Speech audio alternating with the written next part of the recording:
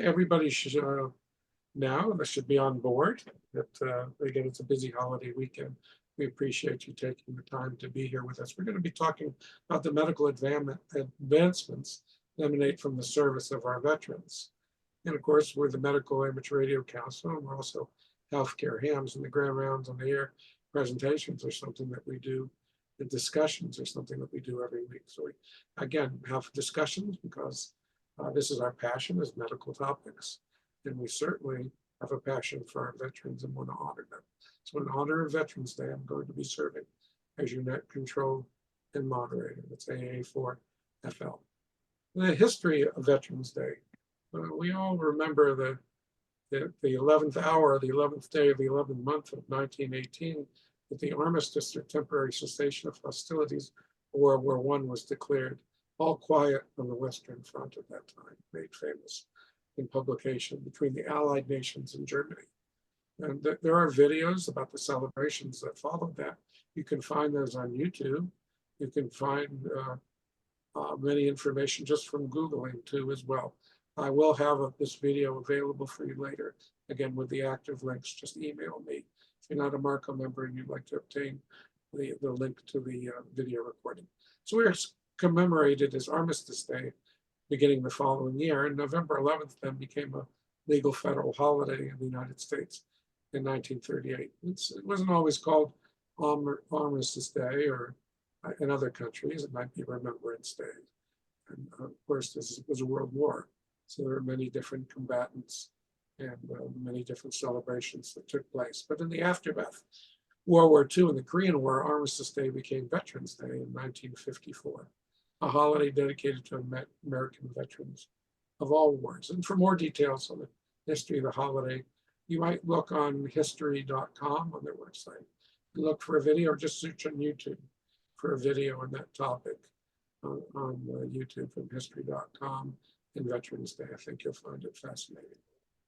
But war, of course, is hell. We know about morbidity and mortality, and service to one's country is great personal sacrifice, whether it's during the time of an active war or between ones. This program for Veterans Day 2024 is an honor to all of you and to all of those, your predecessors in your family, your parents, your grandparents that served our country in uniform. Thank you for your service. We also recognize that the families of the servicemen and women make great sacrifices on the home front as well.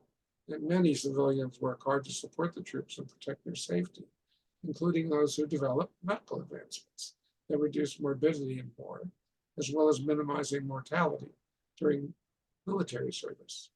And now also participating in taking care of them after war as veterans through the VA hospital system.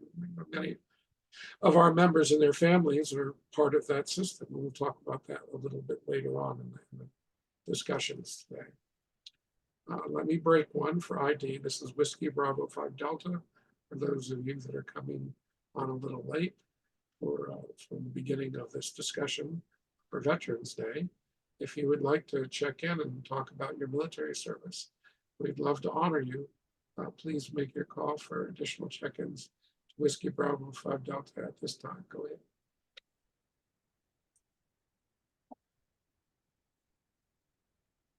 Okay, well, we'll be breaking periodically for additional check-ins. We hope those of you that are listening are not going to be shy that haven't checked in, but we're glad that you're here. The Veterans Day is a day of appreciation.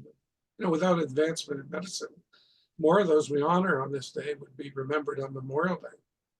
And we have two distinct holidays with two distinct purposes. But for our soldiers in the early years, those before World War II, the soldiers were at greater risk in terms of mortality from disease more so than from battlefield trauma. And we'll talk about those two different eras of war.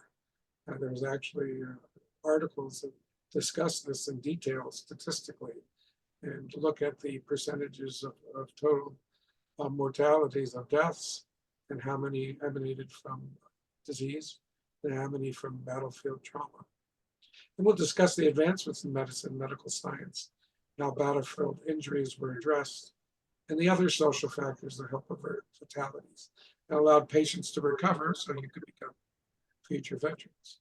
Before we consider the advancements made in the 20th and 21st century, let's briefly discuss the environment that our forefathers served. We've done presentations and discussions in the past, and this is a cumulative effect here.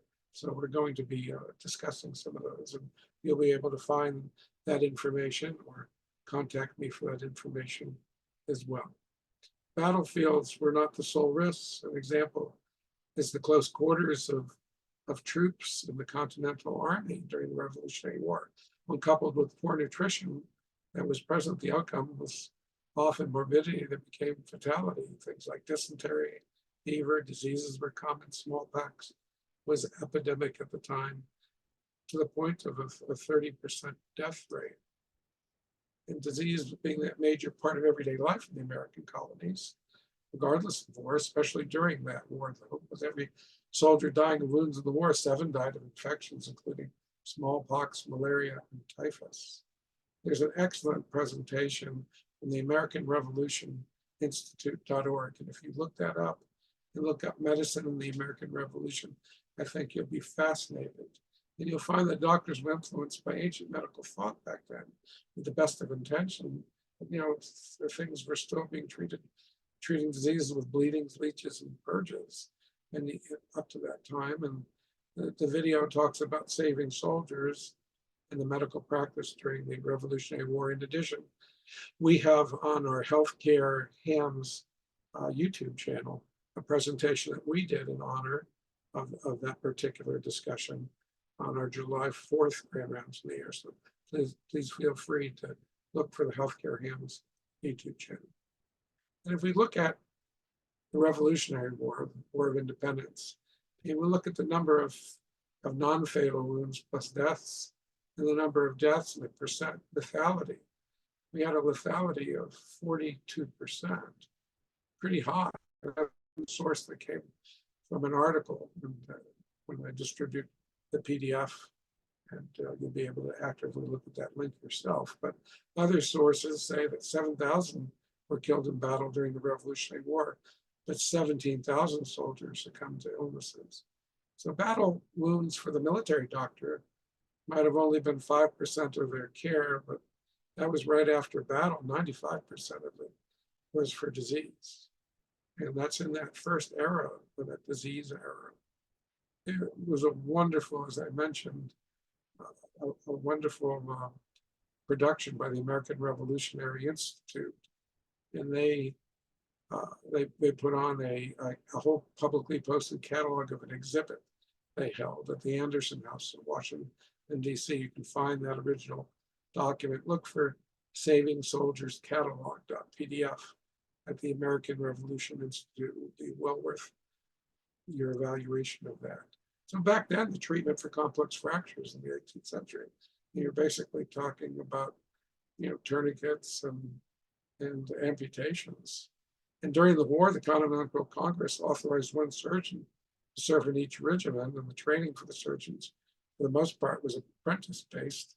Only 2 university-level program, King's College of New York, a precursor to Columbia, and in Philadelphia, a precursor to the University of Pennsylvania. The education was heavily in the liberal arts, as knowledge of Latin was important.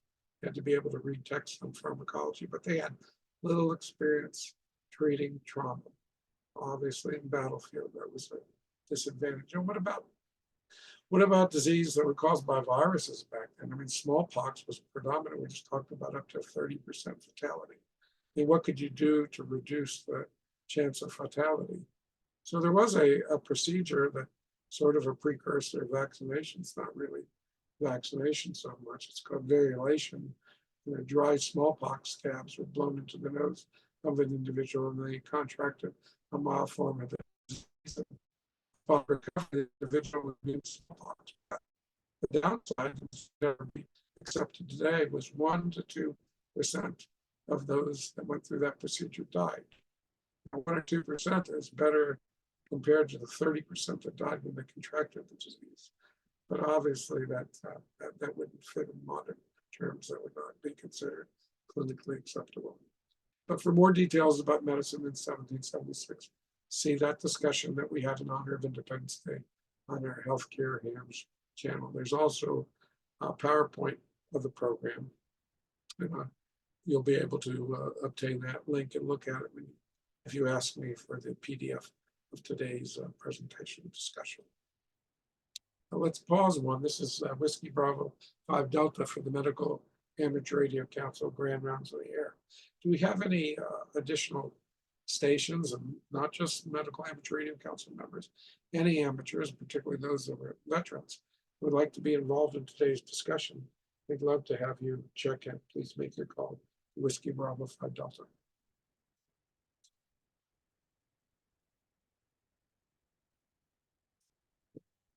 No additional check-ins heard at this time. But the wars of the US, as we mentioned, can be categorized into two eras: disease era and trauma era.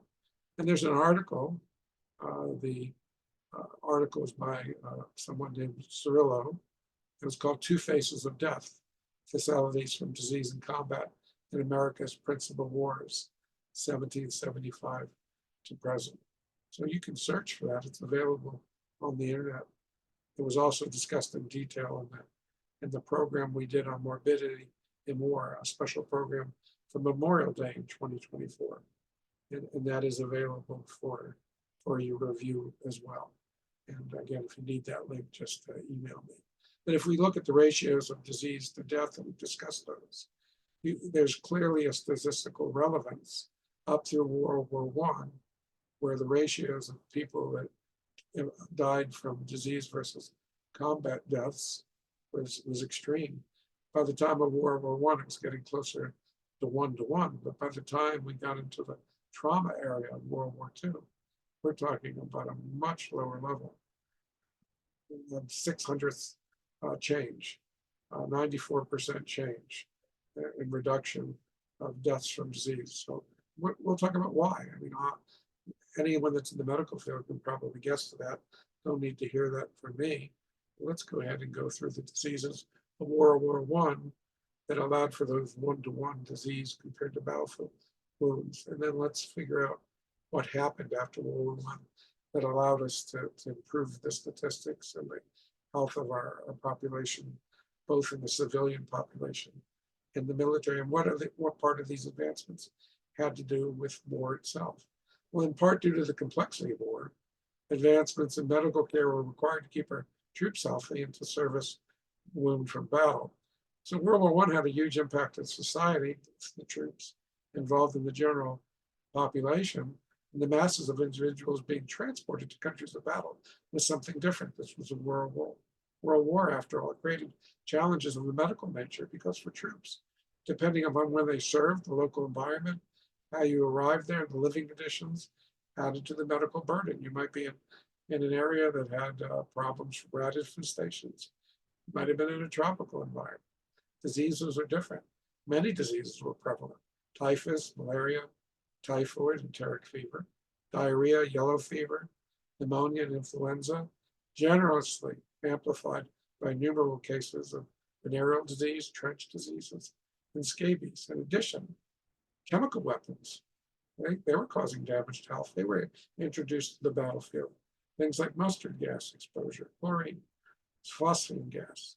And these weapons had immediate long-term effects on those who were exposed. And by the time of the armistice, the use of chemical weapons such as that had resulted in more than 1.3 million casualties and approximately 90,000 deaths. And morbidity from exposure claimed veterans as premature deaths. These are veterans that survived, in part due to that damage, that exposure. And in terms of family lore, my grandfather, as it were, Garlitz, served in the Battle of the Oregon in 1918 and was supposedly exposed. And he passed away before I was born, so I obviously couldn't ask him the question firsthand. But he died very young from a heart attack subsequent to the lung damage. And you can look through our Ether publication, January 2024 edition, that is available on the marco-ltd.org website. Just Google Medical Amateur Radio Council and look for our Ether publication section. And we had a full discussion on the subject during the January 24 edition. And we talked about different years and different battles, and some of the changes with a lot more detail than we could do today. And as in previous wars, now, and this issue was true in World War I, but it was also true during the Civil War, and it was true during the Indian Wars. The training camps in the United States were breeding grounds for disease. The major childhood diseases, measles, mumps, and chickenpox, would sweep through a camp, and more serious diseases, such as meningitis and pneumonia, were a constant threat. I mean, think about that. You have an army, you're training an army, and then they get high level of disease. How do you get a functional army under those circumstances? Like, imagine that if you had an NFL football team that everybody got exposed and sick. You wouldn't be able to fight your battles on the playing field. Well, this is something more serious. This is war. So obviously there was a big concern for those in control of the war. The recruits were screened for infectious diseases at entry. That helped somewhat. Colds, flu, and influenza were a constant problem. Secondary pneumonia could carry a real risk of death. And at the time, bacterial pneumonia carried 40 to 50% mortality. During World War I, there were no antibiotics. So all could really be done was general supportive care. And then, in addition, with all these people moving all over the place, not that it really came from Spain, but a new influenza, one that had not appeared before, it did in 1918, proved to have a mortality rate in the 2 to 3% range. So obviously, you got 1,000 soldiers contacting it, and out of that, 5 or 10% would go on, 50 to 100 go on to pneumonia, and then 25 to 50 would die. And it's pretty substantial worldwide. Millions and millions of people have passed away. So here you are with troops. You've got an environment where they get ill, bringing it back to the general population. It was the last great pandemic before COVID. And the lessons learned from that particular pandemic were attempted to be applied to the COVID pandemic with various means of success, not necessarily the exact same virus. The troop ships had to cross the Atlantic in 7 to 15 days, packed full of troops in close quarters. So, especially when the influenza epidemic began, it would prove nearly impossible to control disease outbreaks on ships, and once ashore, conditions were not greatly improved. Units were taken to makeshift training camps scattered throughout the southern and central France, lived under conditions which were not much less gradual than a troop ship. So this time, let's go ahead and have a little bit of roundtable discussion. When we've been doing a lot of one-way conversation. This is not a presentation. This is a net. It's supposed to be an interactive net. So I'll make a list now for anyone that would like to make comments or ask questions. Direct your call to Whiskey Bravo 5 Delta. Whiskey Bravo 5 Delta. Hey Jay, it's Bob, K4RLC, back from church. Okay, Bob, I have K4RLC checked in. I also have Mary, AE4BX checked in by way of Zoom. Do we have any, is Alana with you, Bob? Do we need to check Alana in or? No, she's working with the women's ministry this morning, Jay. Okay, QSL, do we have any other check-ins? Again, this is Medical Amateur Radio Council of Net, but it's not limited to our members. We encourage all amateurs that are listening to become involved in the roundtable discussion, especially if you're a veteran. We'd love to hear your perspective and be able to thank you for your service. Make your call to Whiskey Bravo 5 Delta.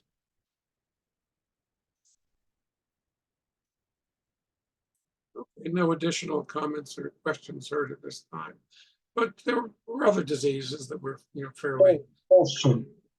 Yes, go ahead, Chip, with your question.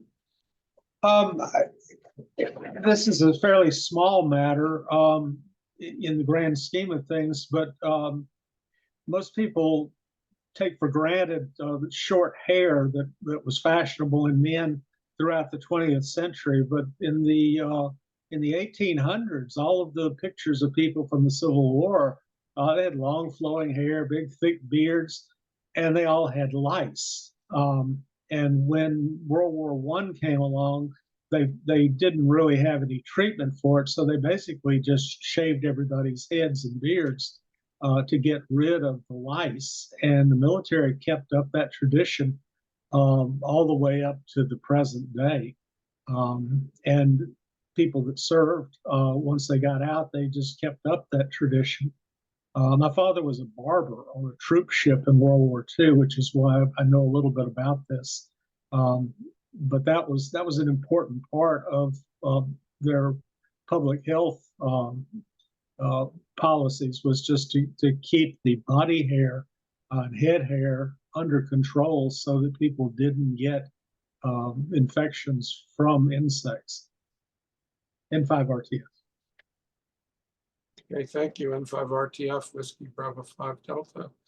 You know, I agree. And also one though, Chip, on the consideration in modern times, if you're doing a lot of shaving though, you're also exposing yourself through cuts and irritation. But in the military in World War I, what would the vehicle for the lice, was it the rats that were in the trenches? N5-RTF, Whiskey Bravo 5 Delta. Can you comment, Chip? No, I don't think there was any bubonic plague. It was just the sores from being bitten by lice and fleas. The sores would get infected, and then it would take people out of service just to treat the infections. So, plus it's pretty uncomfortable. You can't sleep, you can't rest. They felt like it was just better to get rid of all of it if they could. And it was a major change in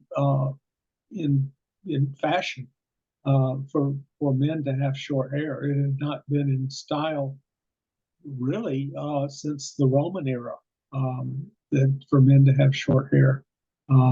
For 2,000 years, people had long hair, so it was a major change, and we grew up taking it for granted. N5-RTF. N5-RTF, Whiskey Bravo 5 Delta. Thank you for pointing that out, making that observation. Do we have any follow-up discussion of that? Make your call to Whiskey Bravo 5 Delta.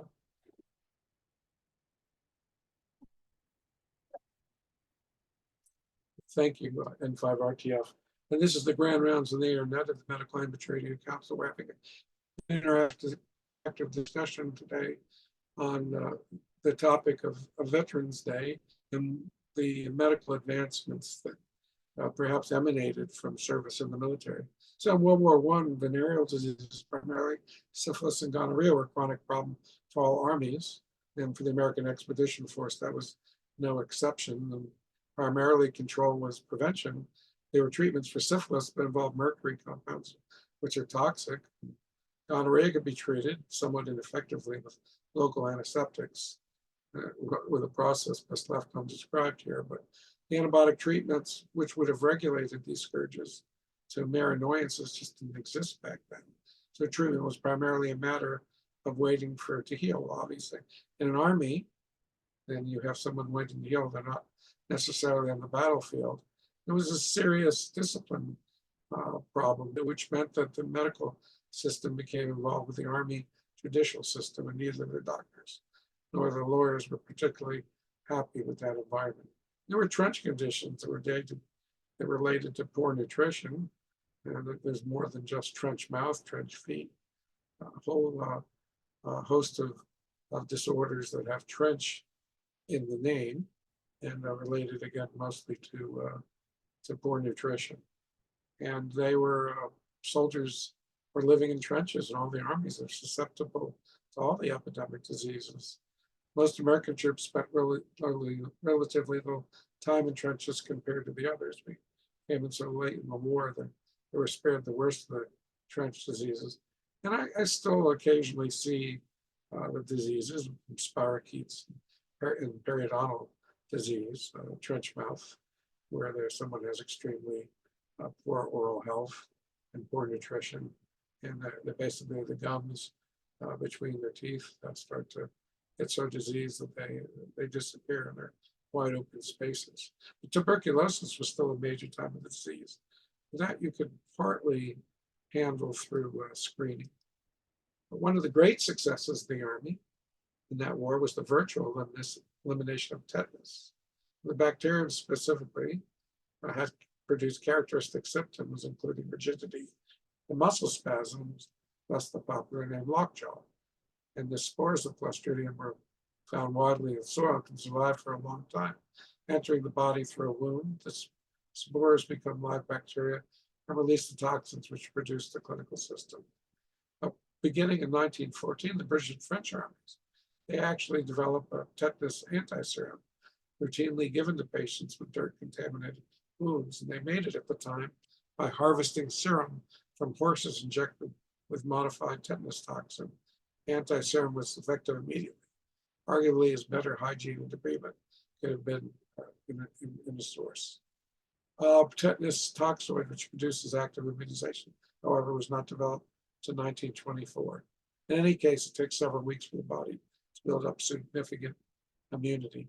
So casualties on the battlefield now, they were moved to medical care one by one. So over a campaign, you might have hundreds of thousands of men having to be moved from collecting areas near the front lines back to the specialty hospitals and hospital centers, capable of dealing with patients arriving literally by the train load, and that was it. They had a train load. So those trains were hospital trains. They had some services available on that as well. So the American Expeditionary Force, how many casualties? It's only 6 to 8 months. 200,000 casualties, which is a heavy compound. So how do you organize to transport and take care of 20 to 40,000 patients each month? There was an entire article written on that, and the link will be available when you request the PDF of this particular workup that we're using for the interactive discussion. At this point, we're going to move on to World War II. And I know many of you had parents that served World War II in Korea, of particular interest, and many of our members served in Vietnam. But in World War II, you can find articles about the advances in medicine during wars, and find that online. And these are some of the excerpts from it. So World War II was not the first war to foster significant advances in medicine, it's certainly not the last. And this was necessitated out of need due to circumstances that occurred during wartime in a concentrated way, not often seen during peace. So if you have needs that occur in a concentrated way, obviously you're going to have advancements as you address those needs. Now, maybe it would happen in civilian practice, but just treating severe multiple wounds leading to expanding existing care through medical challenges, that hadn't become common in civilian practice. So treating trauma became an area of an improved response that benefited the civilian population in a later time. But strangely enough, going back to World War I, we talked about the gas, the chemo gas, the chemical warfare, and the origins of developments of chemotherapy for cancer treatment, strangely enough, had their origins there, because the use of poison gases demonstrated that synthetic molecules killed normal cells. Eventually, it was determined that these molecules or other ones that could kill cancer cells more than normal cells, would be of benefits to patients with cancer. Of course, the side effects related to these treatments exist, but specifically for malignant cells increased over the years, leading to chemotherapy. But World War II primarily saw the expanded treatment of infectious diseases.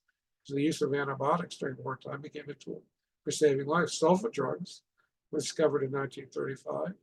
Penicillin developed in 1939. So they were able to have an impact during World War II, but also the precursors of research leading to development of numerous effective antibiotics we now have. As infectious disease was a leading cause of death worldwide prior to antibiotics. And if you go to that Ether publication on the marcoltd.org website, on the Medical Language Radio Council website, look up our Ether publication. That full discussion of that aspect will be had in the January 2024 edition that's available for you to read. What else was determined? What else was discovered just from being in battle, being in war, things that we didn't know here in the United States, or certainly weren't as recognized as the Axis powers. In Germany during World War II, the German military services were using metal plates to help heal fractures. They came to age during World War II. And then it was reported that the German troops were back on duty in half time compared to normal healing. And when examining captured German prisoners who needed x-rays, the Allied medical personnel realized that technique. So there we go. There's one big advancement. And perhaps it's a lot more complicated than that simple discussion or presentation. But not all medical issues were identified in the current state. What about post-traumatic stress disorder? It was not recognized in World War II, being blamed to shell shock, battle fatigue in World War II, shell shock perhaps in World War I. What about these individuals? They were still being ostracized as cowards, and the affected were often ordered to court-martial. And medical advancements associated with war might have occurred during peacetime, as we discussed before, but the contributions were made here, and perhaps the acceleration leading to the civilian transfer during the 20th century was an opportunity during a time of increased morbidity and mortality in tandem with the world wars, and with an international research present from the respective combatants. So war is far from an ideal venue for creating medical innovations. Perhaps the space program is. Let's see what happens here over the next 20 years as we try to adapt the human body to space travel. What else happened during World War II that came to mind in maybe a different light? I mean, medical ethics, I'm sure, always had the challenges, but what about things like the Nazi medicine and the ethics of human research? And that's been discussed. There's lots of detail, but it's been debated and well documented, leading to extensive debate about the ethical standards for physicians. So now there are standards. I believe we have some of that background in our previous articles, if you'd like to find them in that ether. But the Germans involved in World War II were not the only physicians involved in this kind of treatment of the unwilling. It's even happened here in the United States and became a racial issue as well in that terms of ethics and debate. With discussion of the aspects of medical considerations in World War II, we focused on wartime, but the healing of society from the trauma towards decades. So from a practical standpoint, many of our current global events emanate from World War I and the subsequent realignment of allies and foes and their effect on societies. I mean, think about what N5RTF mentioned, the implications of war just on fashion and change. And that's had such a huge shift in the way people look and present, but also imagine the effects on society in other ways. One very, I would say a little bit different take, and this is written up in that Ether article. If you look at the implications of World War II, the way it entered, of nuclear war and the ethics of use of weapons at Hiroshima and Nagasaki, I mean, they're thoroughly discussed and being debated. And yet there's been a proliferation of nuclear weapon development. I mean, can we really rely on nuclear deterrence to ward off assured total destruction? Let me pause here for ID, and then I'm going to talk about this in a different vein that you might find interesting, maybe hadn't thought about the effects of culture and society as we move beyond World War II. This is Whiskey Bravo 5 Delta, Medical Amateur Radio Council Grand Rounds. We are having a discussion for Veterans Day, and thank you for all that have served. We're talking about a lot of horrors of war, and we certainly know that even in peacetime, major sacrifices are still made. So we appreciate veterans, whether you served during time in a conflict zone or in preparation and readiness for one. So make your call for check-in to Whiskey Bravo 5 Delta, or if you have questions or comments, taking them at this time, make your call.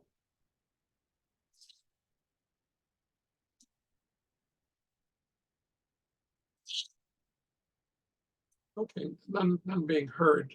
Nice holiday weekend. A little quiet today. I don't even hear much QRM on the bands. Hopefully the solar cycle is supporting good international communication and we're just benefiting from a lot of courteous allowance of us to use the frequency for this net that we do every week. But what about the atomic bomb? I mean, what happened in Japan? What happened in Japanese culture? We certainly know radiation sickness, radiation burns. They were a severe effect on those two communities and were for many years, and all the diseases that followed. But what happened with their society? We were still testing nuclear weapons. And in March of 1954, we conducted the largest hydrogen bomb test ever near the Bikini Atoll in the Marshall Islands. It was a blast of 15 megatons, 1,000 times stronger than the Hiroshima bomb. It affected Australia, India, Japan with widespread radioactive fallout, but unfortunately there was a ship, the Fortunate Dragon, I don't know why it was fortunate, a Japanese fishing boat that was about 150 kilometers from the blast, was gravely affected. At least one crew member died directly to direct exposure. And the US initially tried to cover up the incident. The shock stemming from the tragedy helped further an anti-nuclear movement in Japan. But going back to Japanese culture and obsession with monsters, in 1954, a movie came out called Godzilla, in which the nuclear test awakens and mutates the monster, which then attacks Japan. So think about knowing popular culture now, and that Godzilla movies are still ongoing. Think about that implication. It all started with World War II, the way that World War II ended, building on an existing, I wouldn't say an obsession, but an existing consideration of mythical monsters. And you would think in a seafaring nation that would make sense, because there have been many sea creatures that have mistaken for monsters through the years. And you can click on the full article is written in that ether. I hope you'll find that fascinating. There's also a filmography reference of all the different Godzilla movies with links to those movies. And many of those are in the public domain. And you should go back and look at the history of the evolution of the movies and the special effects. You get a feel for how important it is to Japanese society. And other links of interest that you might find as you move on from World War II in this era of injury, of trauma, we move on to Korea and Vietnam, which our members have served in, moving away from our parents as we get into Vietnam. On the Smithsonian Air and Space Museum magazine, there was an article in 1940s Burma, new kind of flying machine, talking about the helicopter. And I believe if you go in that same issue of the ether, our president at the time, Bernie here, KD4 QHV, wrote his presidential column discussing that. Bernie, are you still with us? Would you like to comment on that discussion about the helicopter and its importance in that particular Burma, where the flying machine was sort of joined the war? Go ahead.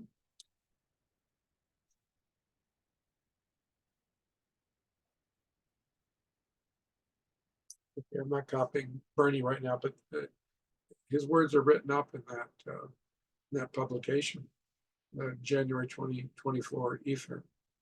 Also think about the awful work of the real doctors who inspired MASH, the trauma that they had to treat, and the advancements. It was very clear in the MASH program, the advancements were celebrated, that civilian transfer of treating battlefield trauma that occurred.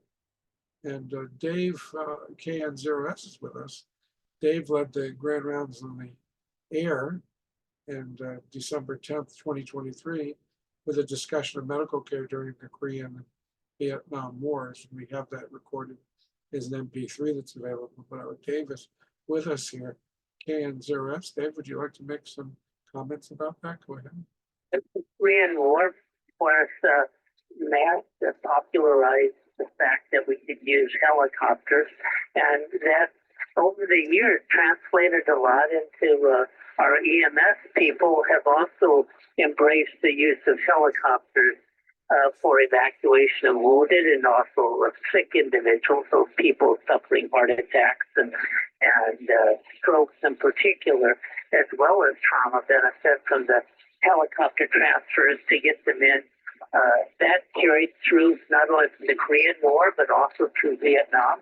Some of us had a lot of development during the Vietnam War. We quickly found that it was better to get the people away from the scene of trauma and then get them into a so-called MASH hospital, which evolved into advanced facilities that was even up through the Gulf Wars. We were using helicopters for the rapid transfer of patients. And of course, we embrace that same thing in EMS today. So I think that was one of the major advancements that came out of all of those wars from Korea on. And that's basically it. Much of what we learned from our side that translated over to modern medicine here in emergency medicine. Back to that step. Okay, thank you, Dave. I have a question, a follow-up question for the comments you've made about the importance of helicopters and treatment of trauma. If you get a patient stabilized in the first 24 hours and get them to one of those advanced care facilities, what is the, do you know statistics related to mortality? What's the likelihood if you get them through the first 24 hours post-trauma through very prompt treatment that they will survive? Do you know any of those statistics? Go ahead. Mortality, of course, was markedly decreased. So now the battlefield mortality is way under like 5% compared to what it was like back even in World War II. We tremendously increased. You know, I even saw that from the Gulf War patients that I was caring for. Many of those people would never have survived if they hadn't had that trauma. And we also feel another thing too that we've incorporated a lot is the control of hemorrhage. That has really gotten popular. Either the use of tourniquets or little pads that contain a chemical to stop bleeding. That all came from the battlefield kind of stuff and was fully incorporated during the Gulf Wars and from Vietnam on. I think that was a really important part of it, along with that early transport. Those pads, by the way, and tourniquets were issued to our troops. My son was a Marine officer over in Afghanistan as well as in Iraq, and he saw that effect when they were in combat. Each troop was issued the way to control their hemorrhage, and that made a huge difference too, so that even before they were taken out of the war zone, they could begin therapy immediately upon themselves if needed. Over. Okay, this is Whiskey Bravo 5 Delta with Kilo November 0 Sierra. Dave, give us a little background here on the battlefield transfer of treating trauma. So I think what you're mentioning there, Dave, is that civilian transfer of applications. So some of these same trauma events became ones that were treatable, and the transportation was recognized and became part of civilian treatment for trauma. So question for you, Dave, and any other of our members that are in the field of emergency medicine. I'll ask you, Dave, to first respond. Was emergency medicine as a specialty, did it co-develop along with these newfound techniques? I mean, is that what's the age of that particular specialty? Can 0S, Whiskey Bravo 5 Delta, go ahead. Emergency medicine and ACEP, the American College of Emergency Physicians, and later the academic side, the American Academy of Emergency Medicine, had its birth during the early 70s. So we're now we're 52 years as a board specialty, and that came directly out of the Vietnam War era. Many of us were active, me in training back in the early 70s. And as we set up the emergency medicine concept, it grew directly out of battlefield medicine, basically. Over. Yeah, well, that's fascinating. I suspected there might have been some parallel the way you were describing it. Are there any other individuals here, either on the air or through our Zoom side that would like to make comments? I'll make a list or questions. And Go 3IM. call to WB5D. And- Yay. Okay, I've got KEHGA. I believe I also have somebody on the Zoom side. Who's that? And 3IM. N3IM. Any AN2M. KN2M for the list? Any others for the list? W1HMM. Okay. 4 so far to be involved in that roundtable discussion. Any others? Go ahead. Okay, let's start with Keith, N3IM. Go ahead, Keith.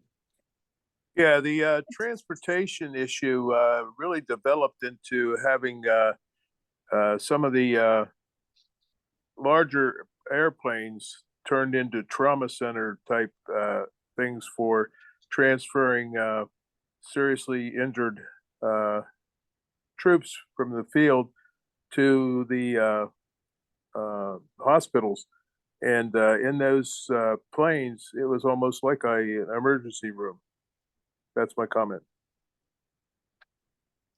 Yes, thank you for the comment, because we hadn't considered that. We appreciate you enlightening us and bringing that to the surface for us to discuss. KE8GA, go ahead, George. This was we had a flood here in North Carolina, and a lot of the cities got wiped out. Lake Moore and the systems disappeared. And they brought in helicopters. The military did brought in helicopters, and I never saw so many helicopters fly to the hospitals and picking people up. So that was a definite from Vietnam helicopters, and the military stepped forward and brought in the helicopters. So that's all I'm going to say. That came out of the military, really, and it was military helicopters that were doing all the flying around here. Over. Okay, thank you, George, for bringing that to our attention on the local environment there. And again, for all of you that served, thank you for your service. This is just one other way where your service has paid dividends to society, not only protecting the American way of life, but the medical advancements that occurred that were related to your service, essentially. KN2M, Dave, would you like to make some comments? Yes, just very briefly. Thank you, Jay. This was an excellent presentation. I have something here. I'm trying to orient it towards the stats, so the people on can see. I have a little box, a little container, and this is the Distinguished Flying Cross that my dad won during his service in World War II. He was in a bomber crew in the Navy, and to honor him and to honor all the veterans, many of us have never seen a real one. This is a real Distinguished Flying Cross issued by the United States government to honor my dad and his action in World War II.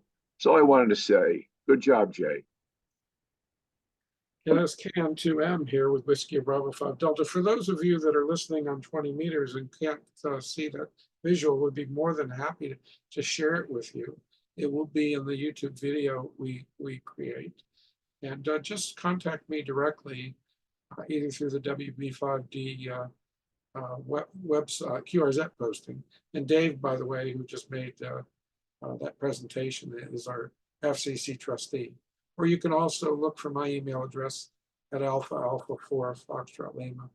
Thank you for your father's service. Now here we are talking about the contributions they made, Dave, and we have to realize my grandfather, who had his medal from the Battle of the Argonne, your father that had the Distinguished Flying Cross, had they been mortalities, we wouldn't be here.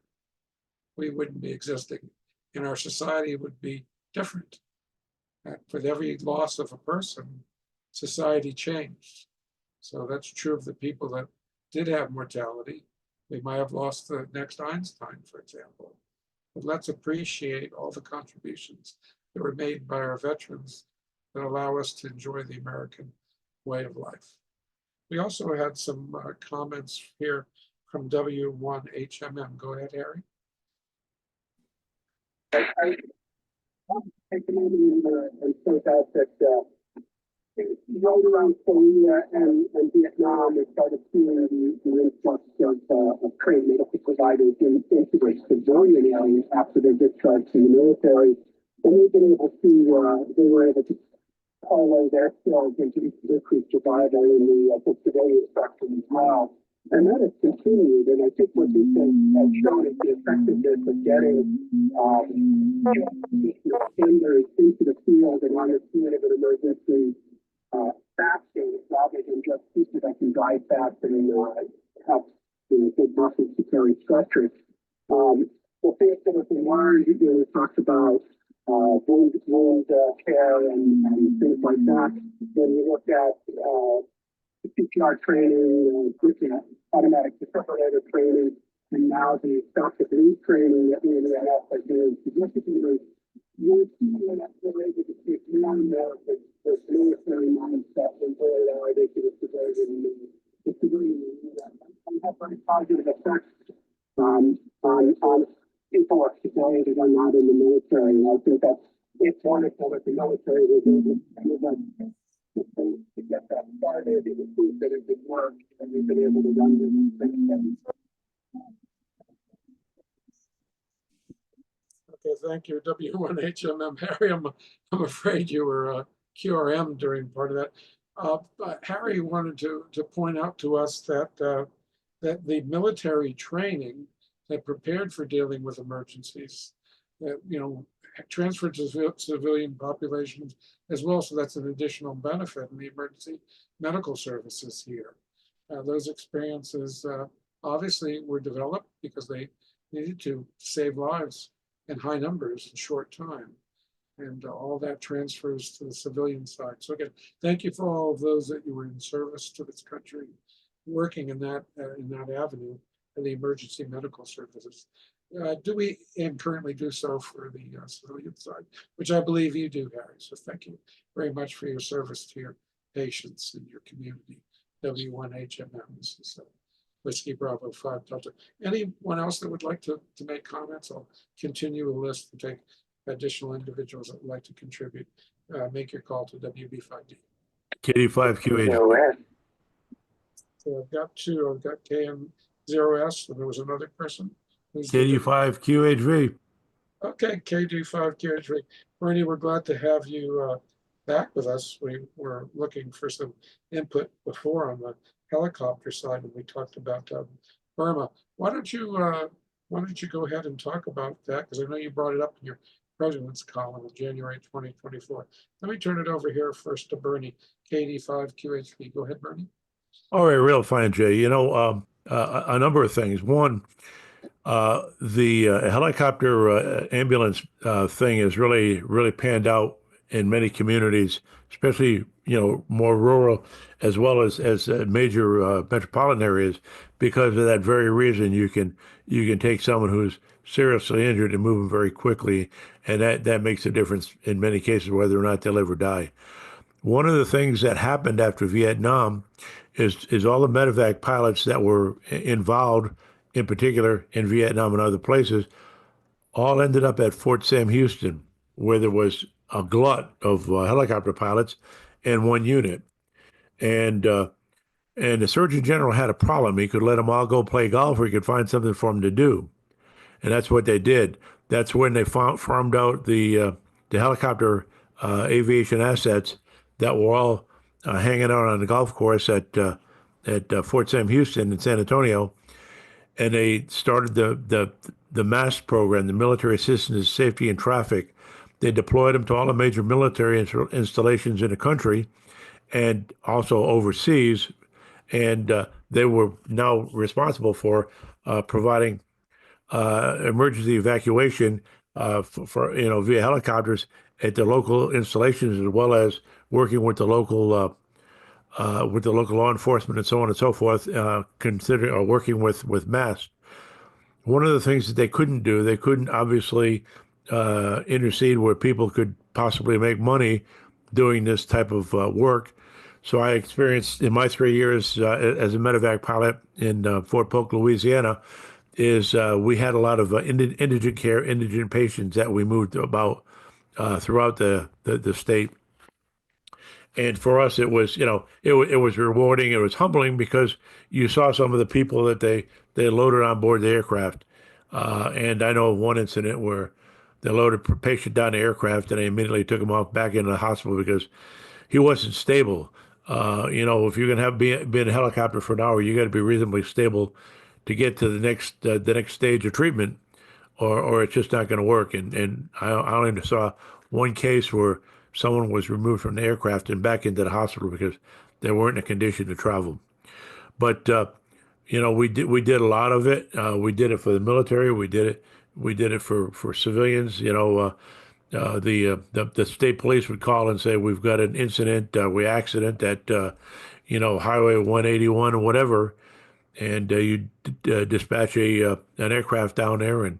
And on one occasion, I remember going out to be getting called in. I was a second up aircraft, and I came in. The first up aircraft that already deployed to Toledo Bend up there near the Texas Louisiana border to a car accident. And as I walked to the door of the ready room, the PIC of the other aircraft got on the radio and said, "Hey," he said, "we've got one guy that we're taking to one hospital. You might want to launch. Go pick up anyone else. There's someone else in the wreckage." He said, "I've got my medic and my crew chief on the ground."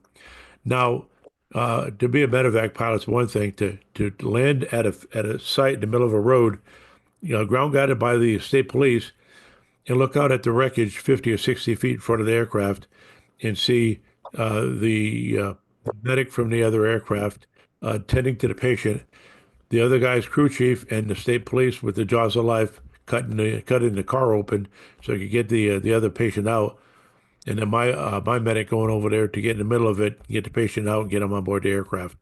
It was truly a sight to be seen because as you looked around, you saw all these EMS rescue vehicles. You saw all these orange-colored jackets and blue patches and everything else. And here were two young enlisted people in the middle of this wreckage, tending to the patient, and you had the crew chief helping the state police cut this car apart. It was truly an eye opener for me, and I tell a story even today that it was pretty amazing from my position, my standpoint. Back to you, Jay. KD5QHV. And KD5QHV, Whiskey Bravo 5 Delta for ID. This is the Medical Image Radio Council going out in the air, having a discussion on Veterans Day. And thank you, Bernie, for your service, both in the military and your service to Marco and to your service to community. Thank you very much. And that's what we're here for today, is to show our appreciation. We have one more on our list here. I'd like to speak to the subject, KN0S. Go ahead, Dave. And during the Vietnam War, and what made me think of it when it said they used the large aircraft, we used to unload the C-130s with the burn patients, and some of our trauma patients would be less than 48 hours from Vietnam until they were back stateside, and we were caring for them. They received care. Usually they were flown first to Japan, and then from Japan back to America, and distributed among the various centers where we were treating them, both at Fort Sam and then where I was at the University of Cincinnati. So I was impressed that we used to stack patients up to sometimes 90 patients on one C-130, which is a large transport plane. They would be stacked in there like on bunk beds with the IVs running from the pressure on the guy above them. They would put the IV bag under the body of the guy above them, and that was how they kept the bags pressurized to keep the IVs going on these burn patients, which require a lot of IV fluid in their first 2 days. But some of the patients were 36 to 48 hours before we would have a very definitive high level of care center. Back to net there, Jay. Okay, thank you for offering that input. And we appreciate all of you that have participated. It's a good interactive discussion. That's what and that's all about, is for us to discuss topics that we have a passion for. Do we have one more person that'd like to want to make a comment before we move on? N3IM. Okay, N3AM, go ahead. Yeah, I'd like to make a couple comments. Number one, I just want to let you know my father was a radar technician in the South Pacific with the Marine Corps in World War II. And my wife's father flew 36 missions with the 100th Bombardiers out of England before they put in the 25 missions and done program that the Memphis Belle's famous for. The other thing I want to say is that I really, really, really appreciate the Vietnam vets who were helicopter pilots who became helicopter pilots for the various emergency services. Although most of them have retired at this point in time, I have seen them come through some very, very interesting weather situations to pick up patients.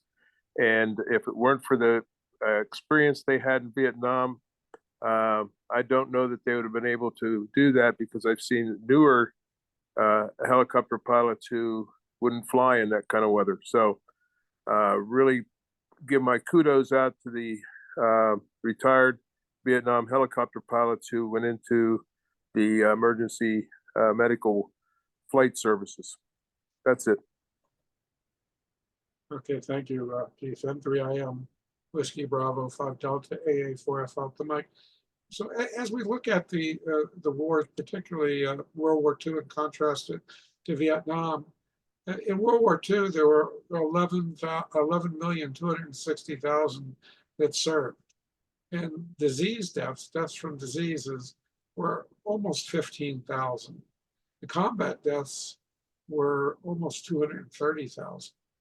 So that's a 0.06 to 1 ratio. By the time we got to Vietnam, it was down to a third of that. It was 0.02 to 1 relationship. There were, and interesting enough, there were about 80 to 90%, 80% of the total individuals that served in quantity. There were 8,744,000 that served in the Vietnam conflict. Obviously, it was a longer conflict. It went from 1964 to 1973. But in terms of disease deaths during this trauma area, there were only 935 individuals that have stated to have been that died from disease deaths themselves, whereas you had combat deaths of 47,000.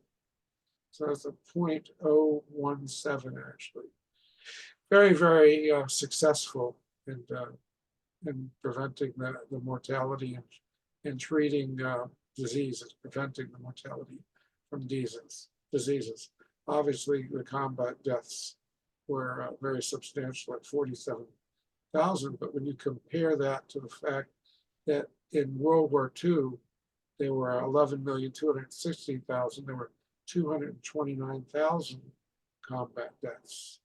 Whereas in Vietnam, there were less than a quarter of the combat deaths, even though there was not that reduction in the amount of people that served. So they were much more successful in avoiding mortality.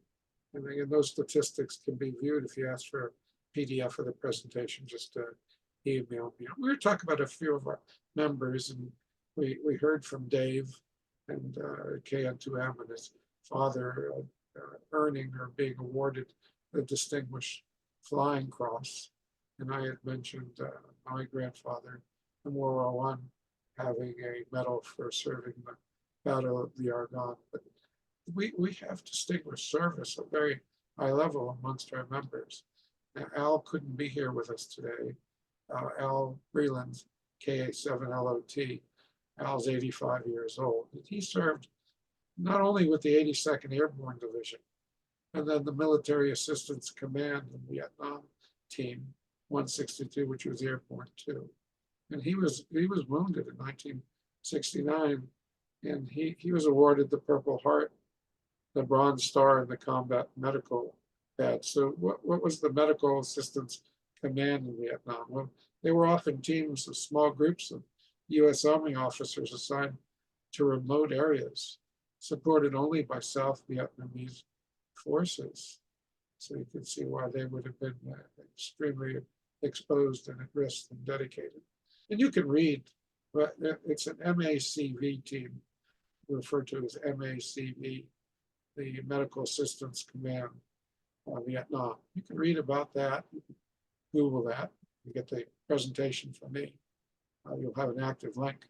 Also a video. There's videos about their time in the 82nd Airborne Division. He served in the Airborne Division first. They were brought up into that elite team. And there's videos aplenty on YouTube about the 82nd Airborne Division, of course, which is a very storied division dating back to World War II. Well, thank you, Al, for the service. I'm sure we'll get you a copy of this video when we produce it. Marco member Bob Smith, and Bob is here on the Zoom side today, but we're not going to have him on the air. He's has a technician license. Bob was a Navy veteran who participated in the Health Profession Scholarship Program. He spent 10 years in active duty, another 4 in the reserves.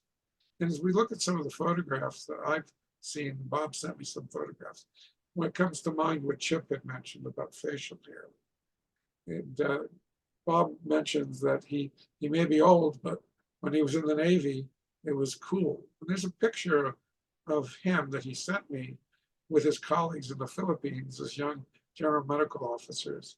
They were raising money for a Navy relief fund after serving as DJ announcers in the base club. So back then they were in the Navy, they were allowed to have facial hair at that time. He's also sent me photographs of him as a student in his whites, before going off to theater, a battle, photograph with his father, who was a World War II Army veteran, and his sister. And his father served as a U.S. Army technical sergeant during World War II at Fort Dix, New Jersey. I appreciate your service, Bob. Thank you very much for sharing that with us, and we'll have a nice memory and appreciation in a graphical form on a YouTube video very shortly. And Bob, you're here with us today. Bob Condor is here with us. Bob, are you coming in on the Zoom side? Would you like to make some comments about what you sent me? K4RLC, AA4FL. Go ahead, Bob.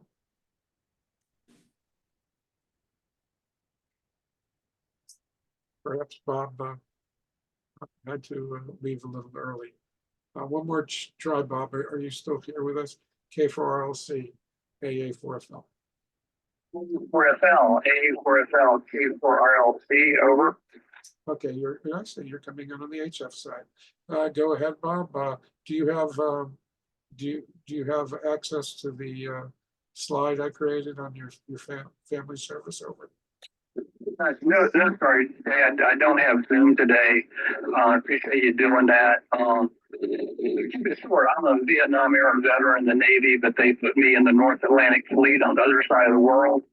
My dad was in the merchant in 43 or 44 in southern Italy and northern Africa, then came back, graduated high school 45, and then joined the Army of Occupation. We needed troops in Japan after we dropped the bomb. He was over there and then somehow got symptoms of scarlet fever. And you talk about getting back, and the way you got back from Japan then was a slow boat to Seattle, Washington. And I've got a picture of the rust bucket he was on. He was only 18 there. Just think of going to the horrors of war. And I don't know, people never talked about it. He just said, I saw stuff you shouldn't see. And as a kid, he would fall asleep on the couch in front of the TV and have nightmares speaking in Japanese. Anyway, Granddaddy was in World War I, private in the Army, then on the USS North Dakota in the engine room where they shoveled coal into the steam, and that probably contributed to his COPD. The other thing I think was a silent killer for World War II were cigarettes. The Army gave Dad copious amounts of Lucky Strikes, LSMFT. Less smoke means more fine tobacco. And even though he had stopped smoking 25 years prior, he died from lung cancer. So anyway, my family goes back to the Revolutionary War, and now our daughter is working at the Veterans Administration with some really rough bugs there. But I was glad I gave up a college deferment. I got really ticked off at all the students rioting at Chapel Hill, students for a Democratic Society, and all that crap. I got really ticked off and dropped the college deferment and enlisted. So that's my story. Sticking to it. K4 RLC back to net control. Well, thank you for your service and your family service, Bob. And we talk about that chain of relatives. We had this discussion before, talking with Dave K2M and his father. You know, if any of those relatives did not survive the war, we would not be here to talk about it. And think about the sacrifices our families made, why they were, whether the males in the family at the time were away from war, or the females actually. More currently, that's common, but in World War I, that wasn't true. They had to actually volunteer. So that was covered in our article. When they volunteered for the medical corps, it wasn't in the army itself. It was actually private citizens. And they were able to offer the services in that way. And I think you also mentioned to me, Bob, that you also had an uncle that was a Marine in the South Pacific who was awarded 2 Purple Hearts for combat. And I think you thought it was likely for shrapnel injuries in both Iwo Jima and Saipan. And again, you know, when families have discussions, a lot of this had been humbly suppressed by individuals that didn't either want to talk about it out of humility or because of the trauma of having to relive those experiences. Thank you for everyone that served in all fashions, whether it be during times of peace or times of war. Do we have somebody else would like to make a comment for it? Jay? Go ahead, Dave, KF2M. Yeah, thanks, Jay. I think we still need to remember the psychological toll that combat has played on so many of these individuals. I saw a man in my office just Wednesday last week. He's 98 years old. He served in World War II as a CB, left school early at 16 years old and joined the Navy. And I see him yearly. He comes in, he starts crying about his experiences, about the Japanese, about his fellow Navy comrades dying in battle. And this is a man who carries this burden and carries this scar so many years later into his life. It is very sad to witness this. Of course, it's an honor to take care of him. I'm one of the few ophthalmologists in my area that do take care of active service members. And I do this as a tribute to them and their importance in our society. But that alone was a very, very, very difficult thing for me to listen to. I'm sure it was so much more difficult for him to say. That's it, Jay. Okay, thank you. It's KN2M with Whiskey Bravo 5 Delta AA4 F Alpha Mike for identification of Medical Image Radio Council. Ran rounds in the air. Dave, do you know if that individual has ever had the honor of an honor flight? Would that be therapeutic for him? Over. Jay, I just do not know that answer, but I could follow up with his family member next week and request it. Perhaps sharing that with other veterans that are still alive will help heal some of the wounds or the nightmares that still go on here all these 70 years later. I've had similar experiences with veterans in different ways. I remember having one that was in the European theater, and he came home with a wife from Eastern Europe, and he was so dedicated to her and her mental illnesses that his life was really not full of a lot of enjoyment. And after he had a lot of medical problems, and after she passed, it was a metamorphosis for him where he started focusing on himself as some of these traumas be able to be healed, where he wasn't having to be the primary caregiver and ended up having a return to I've actually, think ended up mountain climbing Mount Washington up to New Hampshire. If anybody knows about the winds there, you know, it's quite an accomplishment. So Bob, K4LC, was mentioning his daughter, K4LHC, is a psychologist in the Charlotte area VA system, and she's working with some that have had it the worst. So it's not that it's not the quality of the people she's having to work with, it's the trauma that they've been through and the problems that they have. So what about the Veterans Administration? We have a whole other layer of individuals that are dedicated to our veterans, serving our veterans. And the roots of the VA healthcare actually were 150 years ago, and you can read about that online. If you go to VA history at va.gov, VHA history, you'll also read about the last, or even see videos about the last 75 years of VA. But in a nutshell, in 1946, the administrator of Veterans Administration, General Omar Bradley, along with the VA's first medical director, Major General Paul Hawley, MD, laid the groundwork for today's VA administration by creating the Department of Medicine and Surgery.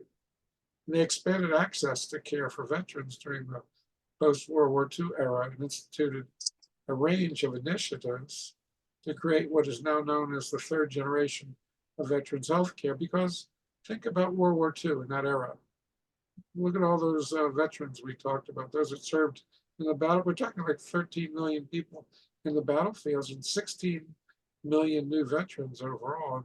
They dramatically re-envisioned the role of the VA in caring for those and all those situations that Dave K2M just brought up, the emotional trauma and stress that is significant enough to still be nightmares today, 70 years after the fact. And for the first time, the US military saw more casualties due to combat injuries than diseases. So those casualties due to combat injuries survived with improved battlefield care. More service members were returned home with wounds that were not previously survivable, some of them very serious. And it took an extreme dedication of the VA system to ensure that the happiness and return to civilian life as much as possible for those individuals. So the VA hospitals were actually, and this, I know this is in Gainesville, this is right next to the dental school, often located alongside major medical schools to promote research and innovation, responding both to the US physician shortage, providing training for veterans pursuing medical education after the war. And similar to Bob, K4RLC, my son-in-law works for the VA, the one right next to the dental school in the Shands Medical Complex at the University of Florida. So much connected, so there's actually a tunnel under the road connecting the two hospitals. But what else happened here? And this is something that I think Bob was alluding to. We're talking about having to incorporate mental health services and facilities and design and operations of new VA hospitals for the first time, re-envisioning the concept of modern general hospital and what was considered being shell shocks evolved into PTSD, post-traumatic stress disorder. So think about the revolution in the way that's addressed and the recognition. Thank you for everyone that's ever served our veterans in any way, particularly the VA administration. And we'd like to honor all that served today. So thank you for your service. We're highly indebted to you, and we shouldn't take it for granted the other 364 days a year. And we have our appreciation from us on a daily basis. I certainly don't take it for granted personally. And if you have any more information on the Medical Amateur Radio Council, you can visit healthcarehams.org or marco-ltd.org, or just Google the Medical Amateur Radio Council. Do we have any other late check-ins or comments? Make your call to Whiskey Bravo 5 Delta. J1 K4LC. Okay. K4LRLC, go ahead, Bob. Thank you, Jay, for remembering Uncle EC was my mom's older brother, Ernest Christian Jr. He was a Marine, combat Marine, and got two Purple Hearts. He was on the Iwo Jima and Saipan. The thing is, he never talked about it. He came back and he ran a country store in a small town in South Carolina. And it was just one of the nicest, easygoing people that you'd ever know. And then the other sort of thing is Alan and I were both at the Medical College of Virginia in Richmond, and a lot of Civil War there. And there's a museum of medicine there, which basically shows state-of-the-art amputations there. And at the medical school where I was, we also worked with Sheltering Arms Rehabilitation Hospital, which was founded in Richmond to take care of Civil War veterans. But yeah, I didn't mean anything disparaging about the folks my daughter's working with. They're just people in very bad shape, PTSD and drugs, and it's pretty rough. When she did her postdoc, it was in Durham on the campus of Duke, so that's one of the best VAs. Even though I went to Chapel Hill, Duke is okay. So she got really good training there. So back to you, Jay. K4LC. Okay, no, I didn't take it as that way. I understood what the intention of your comments were. K4RLC, Whiskey Bravo 5 Delta, AA4 F Alpha Mike. Now the psychiatric and psychological ramifications of being stressed and seeing all those unthinkable things are amazing. To consider what the trauma from that could be. I mean, it would almost be like being at ground zero for the World Trade Center, but every day during the entire time of battle of war, over and over and over, reliving the same nightmare. And many of the veterans, of course, suppressed their feelings. Finally, to express themselves in books. I've read a few of them from the Marines, the different battles. I think Helmet Under My Pillow was one of them. A couple of those became the basis for some documentaries on television. So fortunately, the appreciation and popular culture of the dedication of the servicemen from World War II has been highlighted in Vietnam, starting to be so, but underappreciated, obviously. Any other further comments? This is Whiskey Bravo 5 Delta. I'm thinking. And 3 a.m. just a comment. Go ahead, Keith, at 3 a.m. Yes, a sad thing to say, but most of your vets who saw combat do not want to talk about it. They do not open about it. I have a lot of friends who are Vietnam vets. My dad was a World War II vet in the South Pacific. They would not talk about anything that they went through with their families or other people, unless it was one of the people that they served with. And I just find it amazing that they bottle this stuff up inside themselves and don't let it out and get the help they need. And I have a very close friend who was a gunner on the helicopters in Vietnam, and he won't fly anymore. And he's going through some very psychiatric counseling, but they just don't want to open up. So once you get them opened up, they can let out a lot of emotion, but it's very difficult to get them to open. That's my comment. Okay, thank you, Keith. I guess you might say that time does not necessarily heal all wounds. And we really can offer those individuals help if they're willing to ask for help. And the amount of trauma they went through, the amount of suffering they must be internalizing.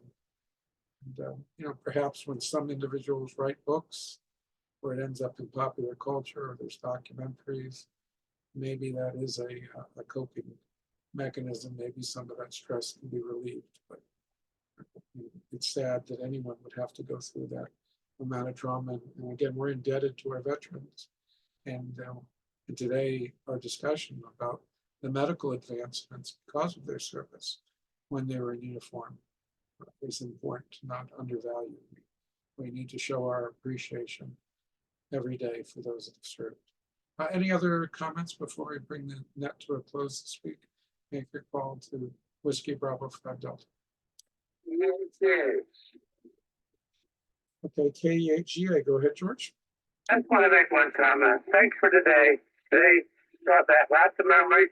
My father was a World War II veteran, and I was a veteran of the Vietnam. And I got to say one thing. The military has really played an important role in America. That's all. To be free. Okay, thank you, George. That was KEHGA. You know, George, we had a draft, and I mean, the draft might have been burdensome, but as you just mentioned, it played a big role in America because there was a commonality in service. And now with a volunteer, we can show appreciation for those that volunteer, but we don't necessarily share that common experience. And the society certainly could benefit from the commonality, that we stop dividing ourselves up and we realize that we're all American. Any additional comments? This is Whiskey Bravo 5 Delta. Well, thank you for being here on this holiday weekend. I hope you'll be able to participate in some of your local shows of respect for the veterans tomorrow, and your local community does not forget. And if you become part of the solution to the stress and trauma that they received, and there's many ways that one can do so on a regular basis. We know that a lot of the homeless on the street, many of them were veterans as well. The less fortunate ones that had a lot of trauma. So be considerate of your fellow human beings. 7-3, everybody. We'll talk to you next week. Returning the frequency to general amateur use. Thank you, the Medical Amateur Radio Council, for allowing us the clear frequency to hold our net. And we look forward to meeting on the next grand rounds. On Sunday mornings, not as affront to church, but because that's when doctors were free to do rounds, because they had to do them in the hospital Monday through Saturday. 7-3. This is AA4 Alpha Mike, Whiskey Bravo 5 Delta, Club Call saying 7-3.